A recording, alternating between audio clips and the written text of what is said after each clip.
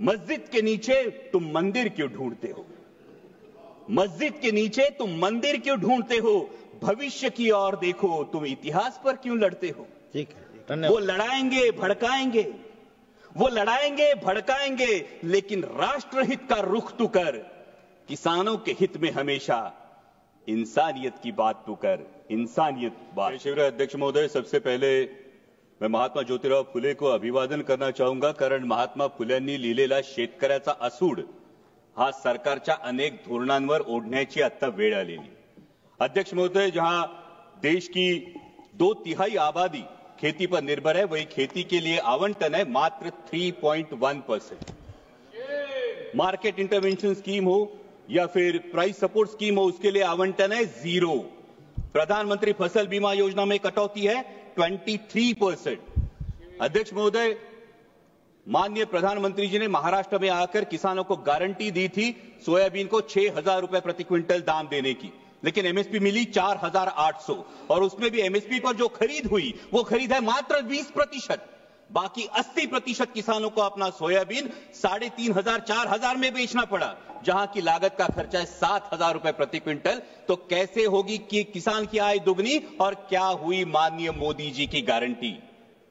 अध्यक्ष महोदय, अभी सरकार सोयाबीन के दाम बढ़ाने के लिए एडिबल ऑयल्स पर इंपोर्ट ड्यूटी लादने की बात कर रही है, पण हा रोगापेक्षा इलाज भयंकर है, क्योंकि उससे सोयाबीन के दाम नहीं बढ़ेंगे, उससे सिर्फ बढ़ेगी तो महंगाई बढ़ेगी। सोयाबीन के दामों पर अगर हमें असर करना है तो जो मक्के की डीडीजीएस है और जो सोया डीओसी है, जो 120 लाख टन अभी भी देश में पड़ा है, उसको एक्सपोर्ट करने के बारे में सोचना होगा। लेकिन सरकार पर पोल्ट्री और पशु खाद्य इंडस्ट्री की ऐसा क्या दबाव है कि सरकार सोया डीओसी एक्सपोर्ट नहीं कर रही है? मेरी सरकार से गुजारिश है कि कम से कम 15 से 20 लाख मेट्रिक टन सोया डीओसी एक्सपोर्ट किया जाए। और वैसा ही बहुत इंपॉर्टेंट मुद्दा है प्याज का। जब प्याज को एमएसपी देने की बात आती है तो सरकार कहती है कि प्याज जीवनावश्यक वस्तु नहीं है, लेकिन जैसे ही किसान को 4 पैसे मिलने का अवसर निर्माण होता है तो सरकार निर्यात पर पाबंदी लगा देती है, निर्यात शुल्क लाद देती है और कहती है प्याज तो जीवनावश्यक वस्तु है। अध्यक्ष महोदय, हमारे देश में कई समाज ऐसे जो कभी भी प्याज नहीं खाते। हिंदुओं में भी चातुर्मास में 4 महीने प्याज नहीं खाया जाता, तो फिर प्याज जीवनावश्यक वस्तु कैसे हुई? अध्यक्ष महोदय, अगर ग्राहक को एक औसतन अगर कंजम्पशन देखें तो 5 से 6 किलो औसतन कंजम्पशन होता है। 60 रुपए किलो में भी अगर प्याज खरीदना पड़ता है ग्राहक को, तो भी सिर्फ 300 साढ़े 300 रुपए उसका खर्चा होगा, जो आपके मोबाइल रिचार्ज से भी कम है। इसलिए मेरी सरकार से मांग है कि प्याज पर हमेशा के लिए निर्यात पाबंदी हटाकर जो 20% निर्यात शुल्क है उसे अविलंब रद्द किया जाए और प्याज को एमएसपी के दायरे में लाकर 3,000 रुपए प्रति क्विंटल का दाम सुनिश्चित किया जाए। वैसे इस बजट में बहुत सारे मिशन का अनाउंसमेंट हुआ, लेकिन बहुत सारे मिशन के बारे में नाव सोनू भैया ने हाथी कथला वाला है, क्योंकि कथनी और करनी में बहुत अंतर दिखाई देता है। जहां पल्सेस में देश को आत्मनिर्भर होने की बात की जाती है, वही अभी किसान मार्च अप्रैल मई में चना बेचने के लिए मार्केट में आएगा, लेकिन सरकार ने पीले मटर का 31 लाख मीट्रिक टन आयात की है। ये पीला मटर खाने के लिए नहीं, बेसन में चने की जगह अडल्ट्रेशन के लिए यूज होता है और चने के दाम गिरा देता है। अभी भी 31 मई तक आपने पीला मटर का जो इंपोर्ट है ये खुली आयात को परमिशन दे दी है। और अभी जब एक बार हम कह रहे हैं कि पल्सेस में आत्मनिर्भर करना है, वही 67 लाख मीट्रिक टन पल्सेस हम आयात कर चुके हैं। तो हम आयात आत्मनिर्भर किसे करना चाहते हैं? हमारे देश के किसानों को, या ऑस्ट्रेलिया, रूस, टर्की, म्यांमार के किसानों को हम आत्मनिर्भर करना चाहते हैं? वैसा ही अहम मुद्दा है mission on vegetables and pulses. बहुत अच्छी बात है, लेकिन इसके लॉजिस्टिक, कोल्ड चेन और स्टोरेज के लिए क्या प्रावधान किए जा चुके हैं? आज मेरे नारायण गांव में टमाटर किसान को बेचना पड़ता है सर 4 से 5 रुपए किलो में, और शहरों में ग्राहक खरीदता है 20 से 25 रुपए किलो में। इस मुनाफे पे क्यों कोई भी नियंत्रण नहीं है? और इसका कारण है ये बिचौलियों की श्रृंखला। इसके बारे में सरकार को विचार करना चाहिए। वैसा ही अहम मुद्दा है प्रधानमंत्री फसल बीमा योजना, जो योजना बार बार किसानों के लिए कम और बीमा कंपनियों के लिए ज्यादा फायदेमंद साबित हो रही है। इस साल का प्रीमियम है सर 10,000 करोड़। बीमा कंपनियों को जो प्रीमियम मिला है वो है 10,000 करोड़ का, और नुकसान भरपाई का जो भुगतान है वो है मात्र 680 करोड़, 7% से भी कम। और सभी नियम सिर्फ किसानों के लिए। बीमा कंपनियां तो कोई नियम फॉलो ही नहीं करती।